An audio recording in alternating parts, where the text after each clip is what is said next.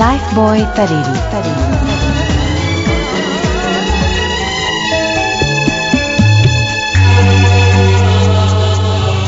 Ha ha ha ha ha ha ha ha.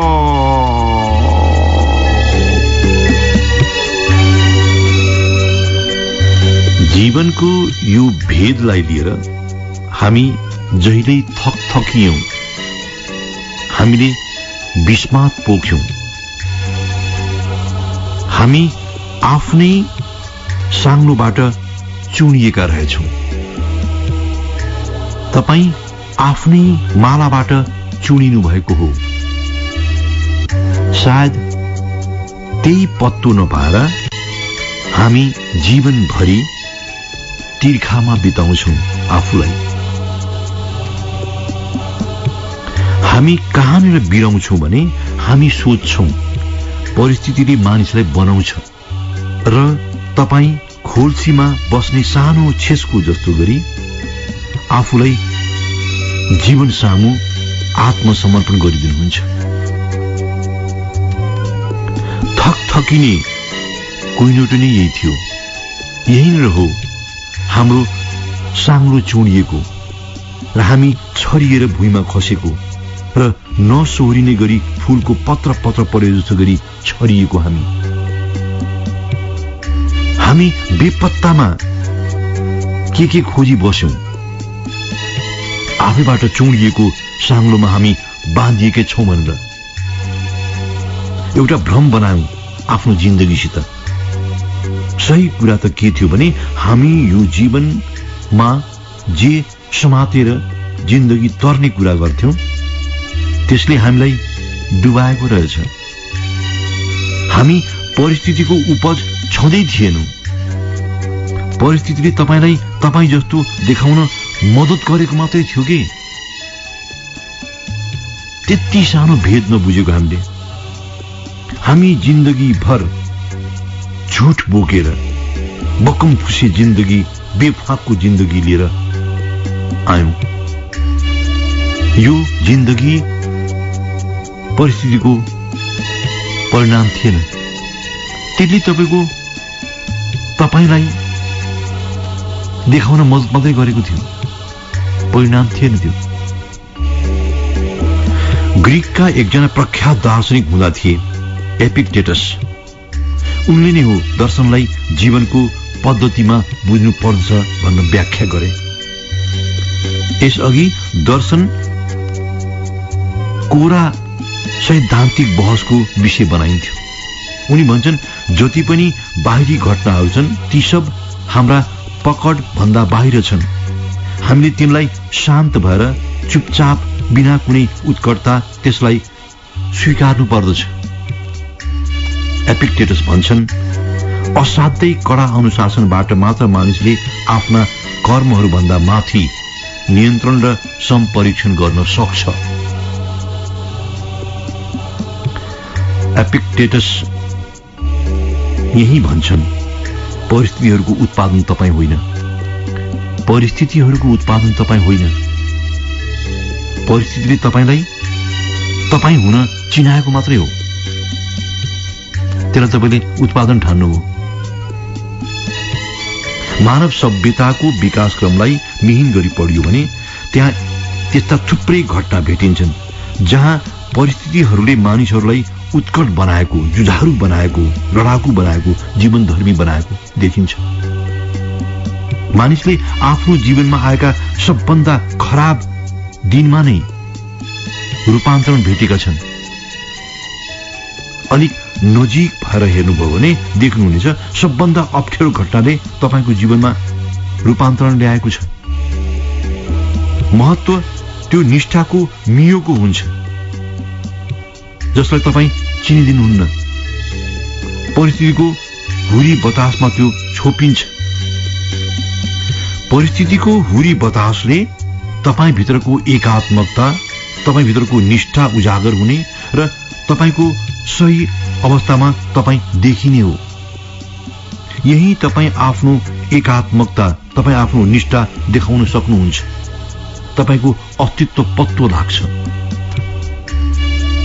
उड्डयन क्षेत्रमा 1949 मा पहिलो पटक जेट एयरलाइन्स आयो। शब्दंदास एकदम सरल उड्ने जहाजले धेरैलाई लोभ्याए पनि, तर उड्डयन क्षेत्रमा त्यो खुशी धेरै दिन टिकेन, रहेन। लगातार 3वटा जहाज मध्य आकाशमा दुर्घटनाग्रस्त भएपछि यसको निर्माणमा लागेका इन्जिनियरहरू सबका सब चिन्तित भए। पछि लामो अनुसन्धान गर्दा पत्तो लाग्छ विमान धावन मार्ग छोड्दासम्म सरल र उड्छ र मध्य आकाशमा गएर पड्किन्छ। इन्जिनियर देख्छन् विमानको ढाँचा जेट विधिको दबाव लामो समयसम्म थेक्न नसक्ने रहेछ। समस्या जेट पद्धतिमा हुन्न, समस्या विमानको भौतिक ढाँचाको शक्तिमा देखिन्छ।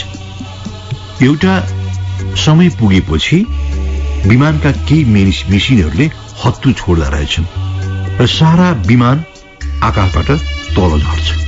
मेसिनको ढाँचाको निष्ठा जेट विधिको दबाव लामो थेक्न नसकेपछि इन्जिनियरहरू अर्को विधिलाई उपयोगमा ल्याउँछन्। दबाव यो प्रकृतिमा हरेक थोकमा छ, अब मानिसमा छैन भनेर भन्नै सकिन्न। प्रकृतिका हरेक कणमा एक प्रकारको दबाव छ। अब त्यसलाई कोही शक्ति, कोही इन्धन, कोही भगवान भनेर पुकार्छन्, त्यो बेग्लै हो। मित्र, हरेकसित दबाव छ। कसैसित काम फत्ते गर्नुपर्ने दबाव, कसैसित मजाले जिउने दबाव, कसैसित थुप्रै सम्पत्ति जोहो गर्ने दबाव। हामी मध्ये कोही पनि पूर्ण छैनौं, सबैसित आफ्नो दबाव छ र यही दबावले हामी सबैसित चर्किने पनि स्वभाव आएको हो। त्यो दबावमा हामी चर्किन्छौं, हामी चर्किने भएका छौं। यही बेला तपाई ऐना हेर्नुहुन्न, थाहा छ किन?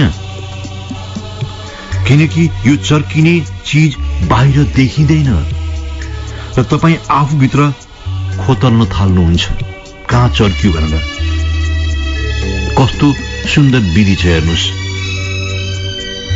जहाँ तपाई आफूभित्र प्रस्थान गर्नुहुन्छ नि, तपाई प्रकट हुनु भएन। असाध्यै सजिलो छ। हरेक दुःखले तपाईलाई ऐना देखाएको छ, हरेक दुःखले।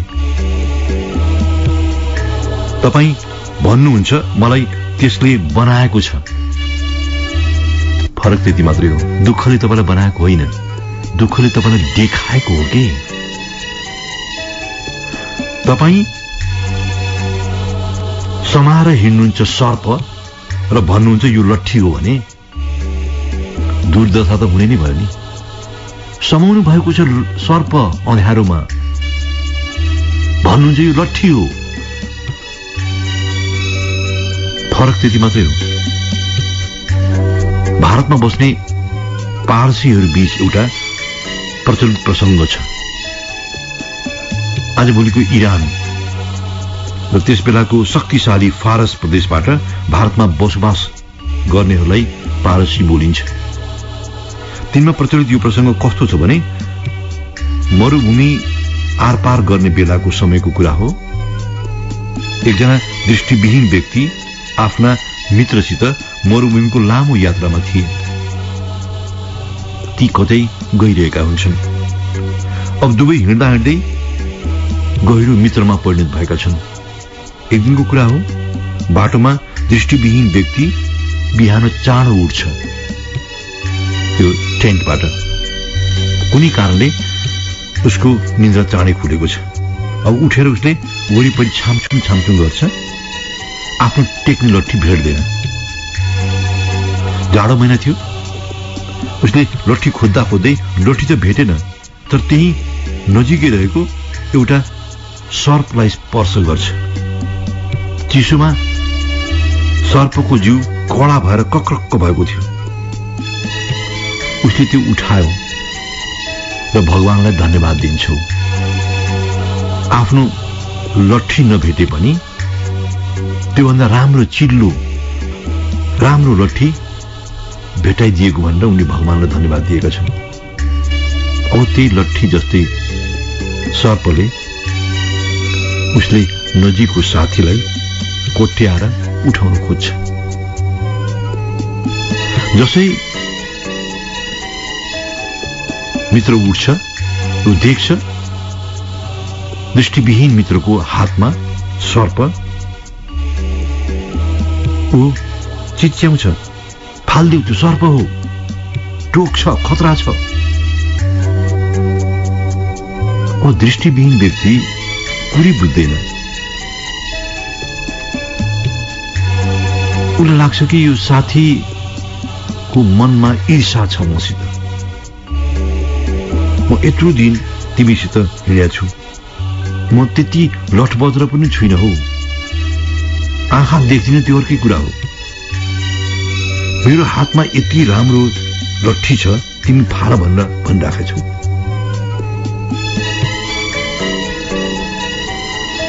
अब हुनु त्यही नै थियो। घाम बिस्तारै तापक्रम बढेपछि घाम निस्किएर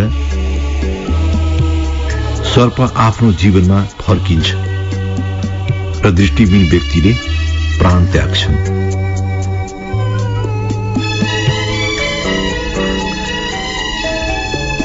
मित्र, तपाईले बोकेर हिँड्नु भएको लट्ठी होइन, त्यो सर्प हो जे बोकेर हिँड्नु भएको छ तपाईले। र तपाई दृष्टिविहीन पनि होइन, तर यसरी हिँड्नु भएको छ। सर्पलाई लट्ठी भन्नुहुन्छ। दुःख हो त्यो जो बोकेर हिँड्नुहुन्छ, लट्ठी होइन, सहारा होइन, त्यो फालिदिनुहोस् फुक्का। अब लट्ठी नै हो भनेर सर्प बोकी हिँड्दा तपाईँ आफूसितको साक्षात्कारमा कहाँ भेटिनुहुन्छ हो? Life boy तरेली।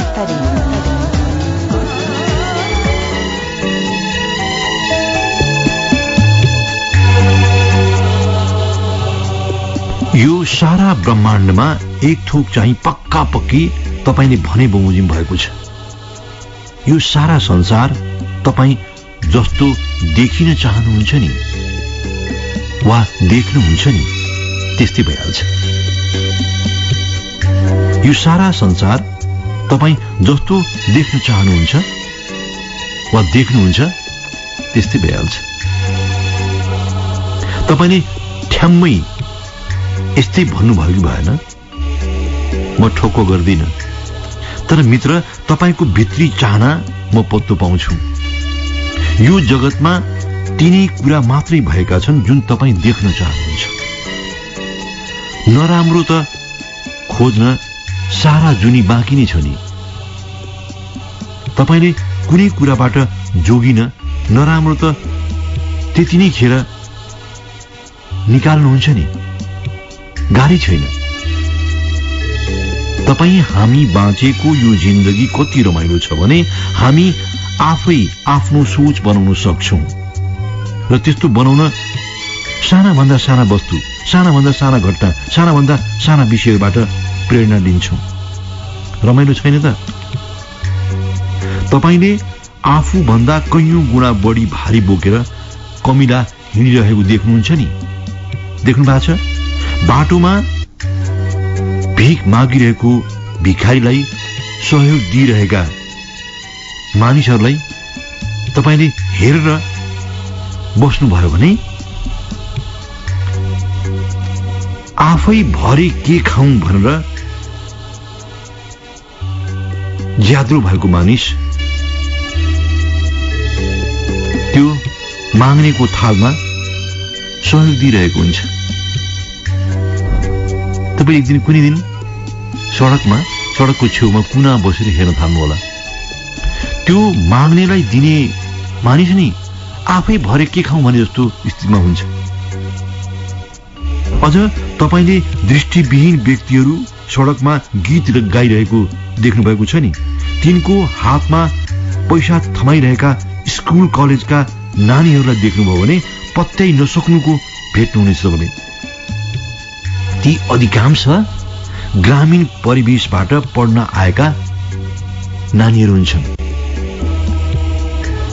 पश्चिमा जगतका एक महान कलाकार चार्ली च्याप्लिन बारेमा तपाईँ जान्नुहुन्छ।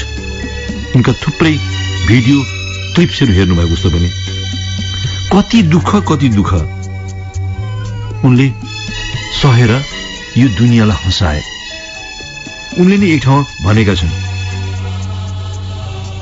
ऐना मेरो सबभन्दा घनिष्ठ मित्र हो, किनकि जब म रुन्छु नि त्यो हाँस्दैन। चार्ली च्याप्लिनले सारा दुनियाँलाई हँसाए र विश्वलाई एक महान यथार्थसित साक्षात्कार गराए। हामी विचार गरी भ्याउँदैनौं, बेग्लै हो।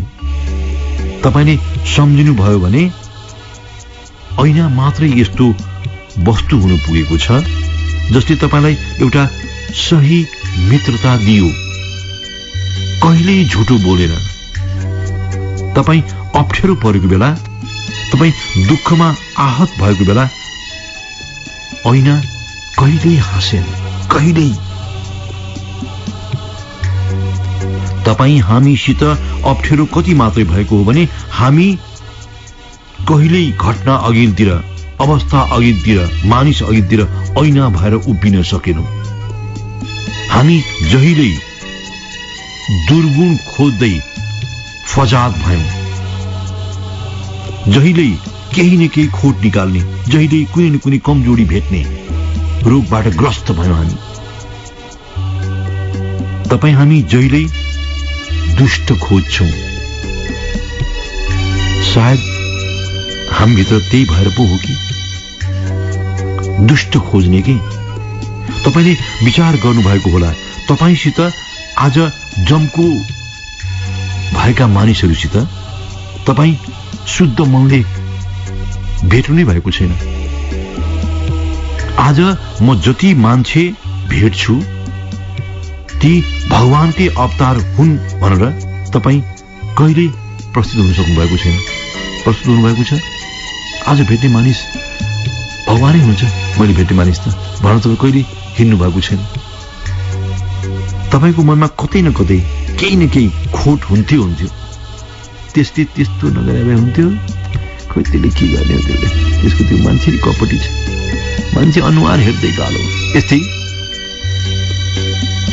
सायद तपाईले विचार गर्नुभएको होला, कुनै बेविचारी कुरा आयो भने तपाईँ रुचि दिन थाल्नुहुन्छ। तर मन पर्छ, कसैले बेविचार गरेको कुरा सुनायो भने तपाईलाई असाध्यै मन पर्छ। तपाईँ जस्तो कसैले आमा चकारी गाली गरे कसैले भने तपाईँ रुचि दिएर सुन्नुहुन्छ, के भने होला, वाह क्या गाली दियो त्यसले त, क्या गाली गर्यो, सुनिबस्नुहोस्। तपाईँ कुनै पुरुषलाई कुनै महिलाले चड्कन हिर्कायो भने तपाईलाई मजा लाग्छ। म तपाईँ भित्रको दुष्ट मन पराउने प्रवृत्तितिर जान्न, तर हामी सबै जहिल्यै दुर्गुण खोज्ने फसादमा पर्या हुन्छौं। बुझिन्छ नि? तपाई सोच्नुहोस्, ठीक यसको विपरीत तपाई कहिल्यै आज म देउता मात्रै खोज्दै हिँड्छु मानिसभित्र भन्नुहोस् त, जो मानिस भेट्छु देउतै भेटे जस्तो हुन्छ मलाई त। हेर्नुहोस् त, कहिले त्यस्तो गर्नुभएको छ? कहिल्यै गर्नुभएको छैन, मलाई थाहा छ। यहीँनिर हो मैले आजको साँझ टोकेको, बिउजाउन खोजेको तपाईँलाई। मैले जबसम्म तपाईँ अरूको दुःख देख्न सक्नुहुन्न, जबसम्म आफ्नो सुख देख्न सक्नुहुन्न, तपाईँ जिन्दगीमा तपाईंसित हुने भनेकै सब उल्टा पुल्टा मात्रै हो। हामी अरूको सुख सजिलै देख्छौं, आफ्नो दुःख सजिलै देख्छौं। उल्टा पुल्टा हेर्नुहोस् त, आफ्नो सुख देखिँदैन र अर्काको दुःख देखिँदैन। आजको सारा घटनावली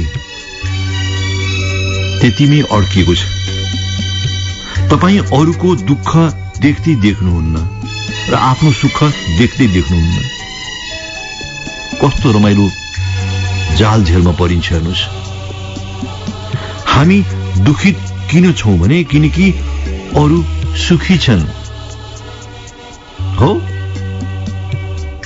अरूको सुखको कारण तपाईँ आफूलाई दुखित पाउनुहुन्छ। हामीले भेट्न नसकेको सुख कति मात्रै हो भने हामी अरूको दुःख देख्दै देख्दैनौं। जुन दिन तपाईँ अरूको दुःख देख्न थाल्नुहुन्छ, त्यो बेलादेखि तपाईँ खुश हुन सुरु हुनुहुन्छ। अरूको दुःख देख्न थाल्न साथ तपाईको सुख देखिन थाल्छ। प्र्याक्टिस गर्नुहोस्। मुस्लिम समाजमा नदेखिने अप्रकट बुद्ध मानिन्छन् सुफी फकीरहरू, सन्तहरू हुन् मुस्लिम धर्मका, र तिनले धेरै अर्थमा बुद्ध जस्तै बेहोरामा समाजमा शान्ति र ज्ञान बाँड्छन्। जुन्नुन हुँदा थिए एकजना फकीर। कोही उनलाई भेट्न पुग्दा उनी हाँसी हाँसी नाच्न थालिहाल्ने कि कोही भेट्न गयो कि हाँसेर नाच्न थालिहाल्ने। अब मानिसहरूले सोच्ने भयो नि के भयो जुन्नेन? उनी भन्थे खुसी हुने तरिका मैले पत्तो लगाएँ नि। उनी भन्छन् म हरेक मानिसहरूमा त्यो कारण खोजिहाल्छु जसले म खुश हुन सकूं। कस्तो रमाइलो सूत्र हेर्नुहोस् त। जो मान्छे भेटे पनि उसमा आफू खुसी हुने तरिका खोज्ने। एकपटक एउटा मात्रै आँखा भएको मानिससित उनको भेट हुन्छ। जुनुन नाच्न थालिहाले। अब कसैले सोधे किन? उनी भन्छन् तिमीले मलाई ठूलो खुसी दियौ। मसित दुईवटा आँखा छन्। कति रमाइलो हेर त। हे प्रभु, तिमीलाई लाख लाख धन्यवाद। लङ्गडो मानिस भेट्यो भने उनी सडकमै नाच्न थाल्ने। मसित दुईवटा खुट्टा छ मिलेको भनेर। अब एक ठाउँमा मुर्दा बोकेर घाटतिर गइरहेको समूहसित उनको भेट हुन्छ। उनी खुसी हुन्छन् म अहिलेसम्म बाँचेको छु। जुन्नुन फकीर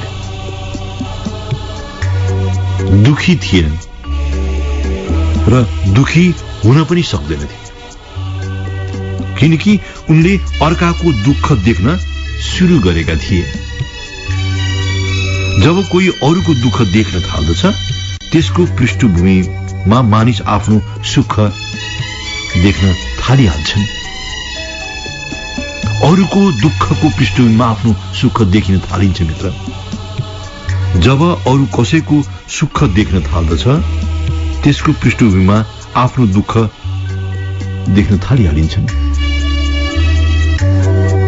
प्रसन्नतापूर्वक जीवन व्यतीत गर्ने एउटा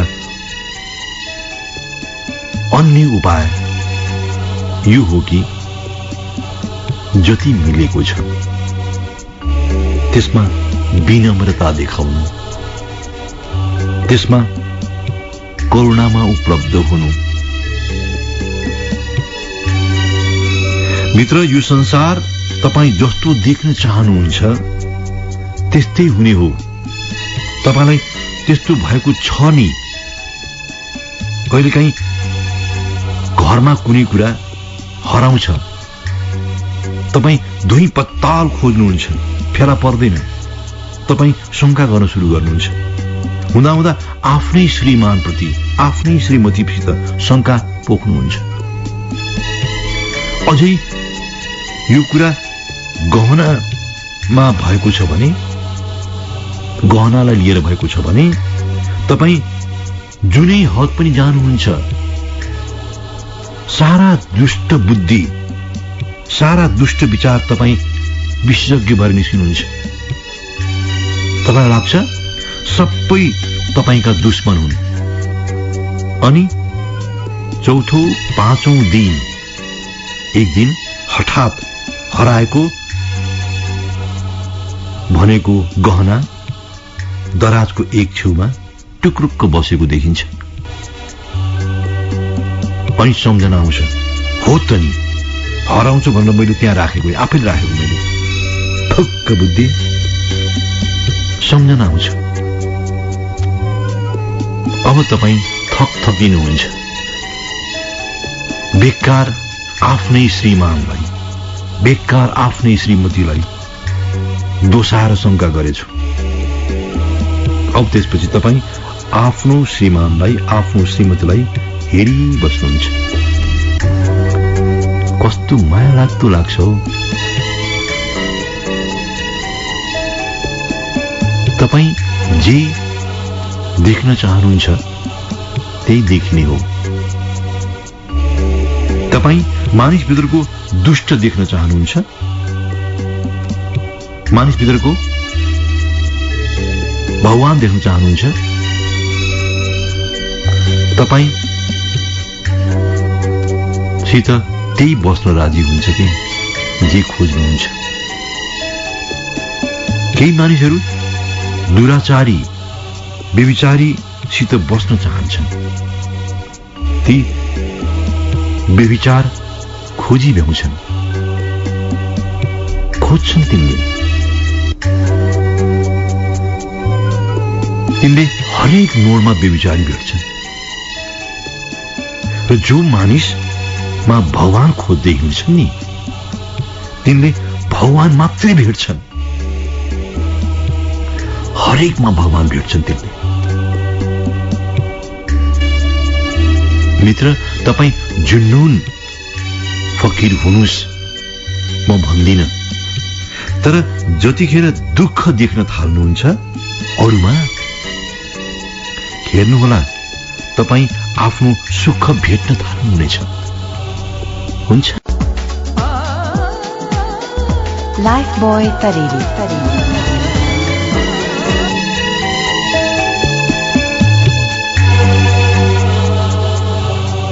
जिन्दगीमा ठूलो खुशी नमिल्ने फिक्र जहिल्यै तपाईमा रह्यो।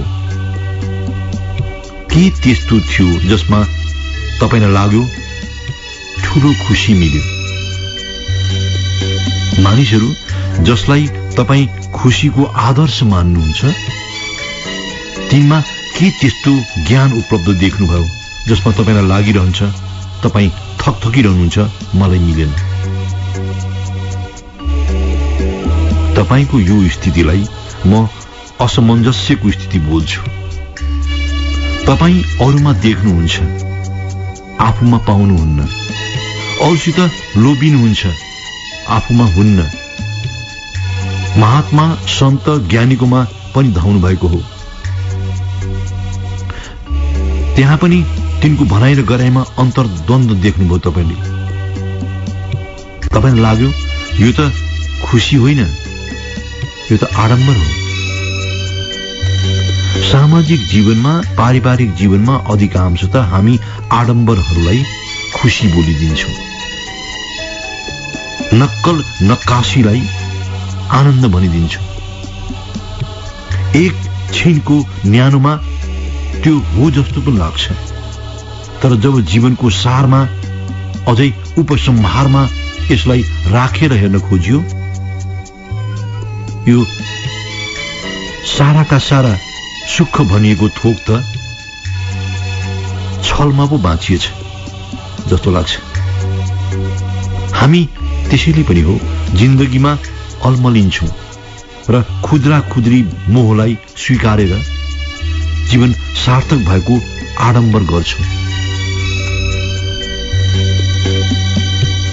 हाम्रो जीवनको पीडा के रह्यो भने हामी जुन बढेमानको सुख खोजिरहेका छौं त्यसको भेद नै पाउँदैनौं, त्यसको भ्यू नै पाउँदैनौं।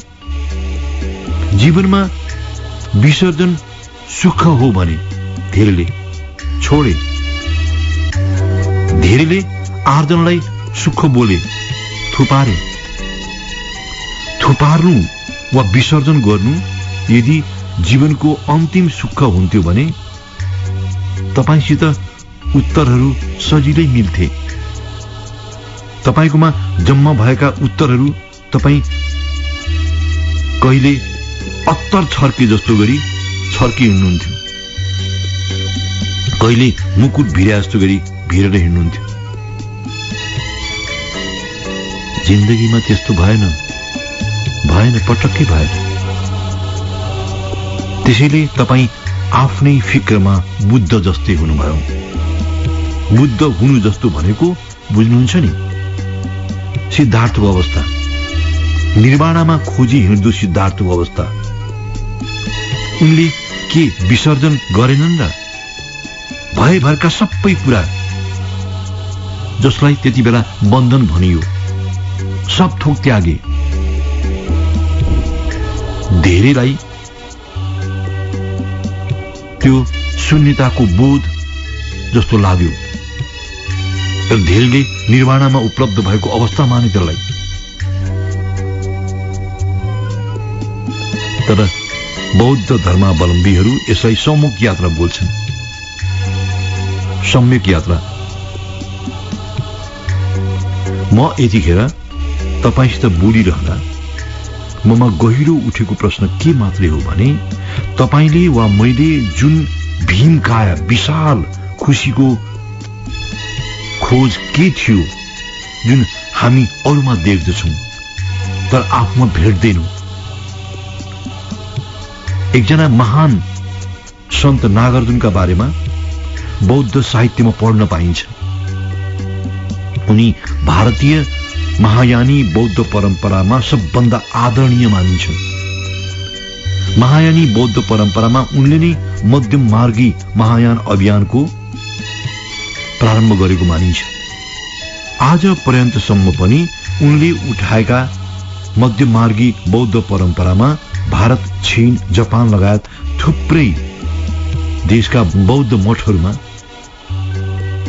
छलफल, वाद विवाद, अनुसन्धान र अभ्यास गरिएको छ र गरिँदै आएको छ। महायानी परम्पराको असाध्यै ठूलो धार यिनकै दर्शनबाट निस्किन्छ। यिनै नागार्जुन एउटा गाउँबाट गुज्रुँदो छन्। अब सन्यासी हिँडिरहेको थाहा पाएपछि एउटा गाउँकी रानी उनलाई खाना खान निम्तो दिन्छन्। नागार्जुन सन्त एक सरो लुगामा नाङ्गो खुट्टा हिँडिरहेका खाना खान पुग्छन् रानीकोमा। बिदा हुने बेलामा रानीले उनलाई एउटा सुनको पात्र दिँदै भनिन्, भो त्यो काठको भाँडो यहीँ छोडिदेऊ, यो लिएर जाऊ। नागार्जुन रानीले दिएको पात्र लिन्छन् र त्यहाँबाट हिँड्छन्। रानी चकित। नागार्जुन जस्तो महान त्यागी सन्त जो जहिल्यै लोभमा नफस्नु भनेर अर्ती दिन्थे, यति बेला उनी सुनको कचौरा देखेर इन्कार गर्लान् जस्तो लागेको थियो। तर सुनको पात्र बोकेर हिँडेको हुन्छ। सुनको बहुमूल्य पात्र जसमा हिँडा पनि जोडिएको छ। अब नागार्जुन बोकेर हिँडेका छ। रानी अचम्बित भएकी छ। रानीले त्यो बेलामा नागार्जुनको बेला नै भन्न लाखौं खर्च गरेर बनाएकी थिइन् त्यो भाँडो। अब नागार्जुन जब लिएर हिँड्छन् नि त्यो पात्र, रानी खसखस हुन्छ र उनी सन्तसित वार्तामा संवादमा ओर्लिन्छ। हन तपाईँ त सुनको कचौरा लिन तयार हुनुभयो त। अब नागार्जुनको कस्तो सरल जवाब छ सुन्नुहोस्। उनी भन्छन् म त भिक्षा माग्छु। अब तिमी मलाई के दिन्छौ? मेरो चासो विषय नै भएन। मलाई पात्र चाहिने मात्रै हो। अब त्यो काठको थियो, यो सुनको हो, यो हिसाब तिमीले जानेकी छौ। मैले जानेको केवल भाँडो मात्रै हो, भिक्षा थाप्ने भाँडो। यसमा चामल दाल अट्छ होइन? अट्छ नि, भइगयो त। अब रानी बोल्छिन्, त्यतिको काम त गर्छ यसले, तर सुन भनेको सुनै हो नि। मैले त सोचेँ तपाईँ इन्कार गर्नुहुन्छ कि सुनको भाँडो भनेर। अब नागार्जुन बोल्छन्, तिम्रो लागि यो सुनसित जोडिएको छ, यो बहुमूल्य हुनुसित जोडिएको छ। मसित यो खानेकुरा अड्ने कुरासित मात्र जोडिएको छ। नागार्जुन अघि बढ्छन्, कुरा त्यही टुङ्गिन्छ। नै तर टुङ्गिँदैन। नागार्जुन जुन गाउँबाट गुज्रिएका छन् त्यसकै एउटा चौतारोमा एकजना चोर नागार्जुनको हातमा सुनको भाँडो पात्र देखेर अचम्मित हुन्छन्। वाह, यस्तो बहुमूल्य। चोर न ठहरियो। उनलाई सामानको मूल्य गुण सबै अँध्यारोमा पनि त पत्तो लाग्छ भने यो त उज्यालै मुनि देखेका छन्। अब चोर नागार्जुनको पछि पछि लाग्छ। कहाँ जाँदो छेउ भन्दा नागार्जुन सदा चाहिँ गाउँको पुछारमा मसान घाटको छेउको एउटा छाप्रोमा बसेका छन्। उनको पछि कोही आइरहेको गन्ध उनले पाएका छन् है। अब नागार्जुन त्यो छाप्रोभित्र पस्छन् र एकछिन सुस्ताउँछन्। बाहिर चोर भने त्यो साधुको हातको सुनको ठूलो कचौरा कसरी चोर्ने भनेर जुक्ति खोजी बसेका छन्। नागार्जुन एकछिन आराम गर्न सोध्दा सोध्दै तलको चोरको बारेमा सोध्न पुग्छन् र तुरन्त त्यो हातमा भएको कचौरा झालबाट उनी बाहिर फुत्त फालिदिन्छ। झाल मुनि ढुकेर बसेको चोर देख्छ नागार्जुनले सुनको कचौरा फुत्त फालेका छ। चोर झस्किन्छ, म त चोर नआएको मान्छे, यिनले त नाथे भनेर फालेको दिए। अब चोर सन्त नागार्जुनसित संवादमा ओर्लिन्छन्। म त चोर न भनी आएको थिएँ। तपाईँको हातको त्यो बहुमूल्य कचौरा तपाईँले त फुत्ते फालिदिनु भयो त। अब नागार्जुन भन्छन्, म तिमीलाई चोरी गराउने जिम्मेवार किन हौ? तिमी सायद चोर्न पनि भ्याउँथ्यौ होला, तर म बेकारको त्यो झन्झटमा किन परू? मैले फालिदिएँ। अब तिमी लैजाऊ, तिमी चोर हुँदैनौ।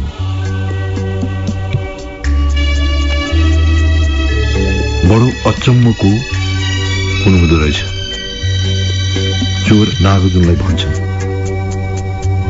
भनिन्छ पछि चोर नागार्जुनको कोठामा लामो समय बस्छन्। चोर अब भन्छन्, बुझ्नुभयो, म पनि कहिलेकाहीँ सोध्दथे कहिले मेरो यस्तो दिन आउला म सुनको कचौरा झालबाट फुत्त फालिदिउँ। नागार्जुन भन्छन्, भइगयो त, तिमी भित्र आयो नि, सकिगो। तिमी त्यति भित्र आयो नि, सकिगो।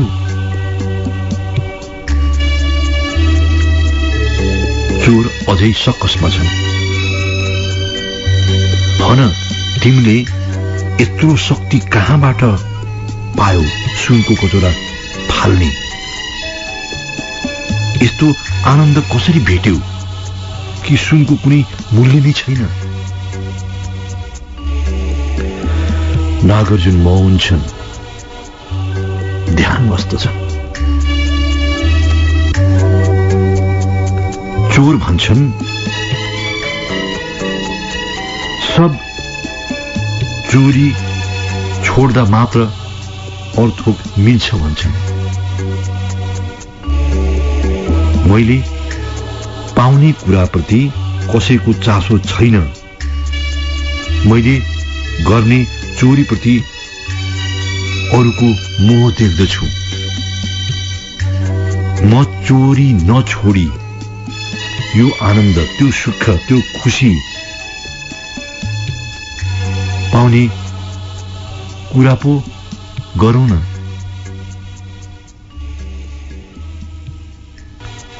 नागार्जुन मौन सबै थोक बोल्छन्। म सुनको कचौरा बोक्दा पनि धनी थिइन, त्यो कचौरा फाल्दा पनि गरिब छुइन। म जे छु नि हो, त्यही मात्र मेरो आजको बहस हो। तिमी आजको बहसमा आफू भित्र ध्यानस्थ हो। तिमीले खोजेको ठूलो खुशी भेटिन्छ।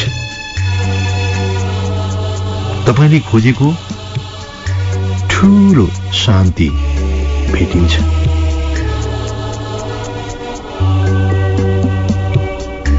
हुन्छ मित्र, हुन्छ। त्यसो भए म छुट्यो।